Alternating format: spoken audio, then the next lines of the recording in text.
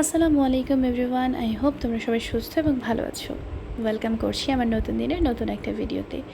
সেদিন একটা ভিডিওতে আমি বলেছিলাম আমি বেস্ট বাই থেকে কী কী কেনাকাটা করেছি তা তোমাদের অন্য একটা ভিডিওর মাধ্যমে শেয়ার করব।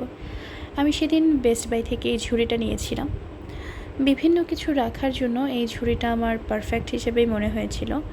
তো অনেকগুলো ঝুড়ি দেখে আমি এই ঝুড়িটা নিয়েছিলাম 185 টাকা দিয়ে। তোমাদেরকে কত টাকা দিয়ে নিয়েছি সেটাও দেখিয়ে দিলাম যাতে তোমাদের বুঝতে সুবিধা হয়।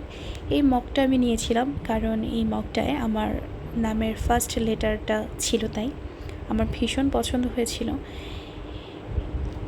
তারপরে আমি নিয়েছিলাম আরও একটা ঝুড়ি। এই ঝুড়িটাও আমার ভীষণ পছন্দ হয়েছে, এটা আমি আমার কিচেনে রাখার জন্য নিয়েছি। আমি আরও একটা ঝুড়ি নিয়েছিলাম আমার মেয়ের জন্য। আমার মেয়ে আমার বাগান থেকে অনেক ফুল তোলে, তো তার একটা ঝুড়ি দরকার ফুল তুলে রাখার জন্য।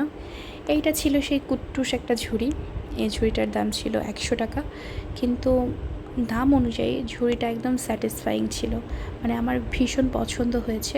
আমি না পরবর্তীতে দাম দেখাতে ভুলে গিয়েছিলাম। মগটা ছিল 150 টাকা এবং আগের ঝুড়িটা মানে এই ঝুড়িটার দাম ছিল 225 টাকা।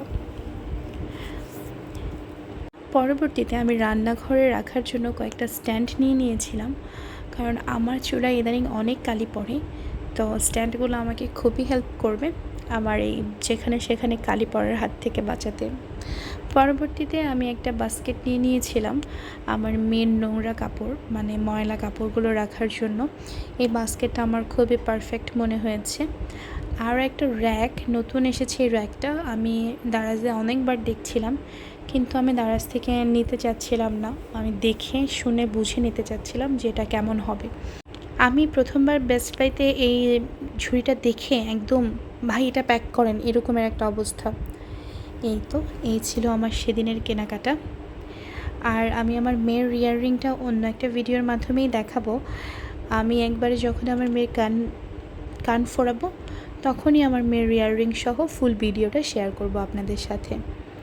সেই পর্যন্ত সবাই সুস্থ থাকবেন, ভালো থাকবেন এবং আপনারা যেভাবে আমাকে সাপোর্ট করছেন সেইভাবেই আমাকে সাপোর্ট করে যাবেন। আজকে এই পর্যন্তই।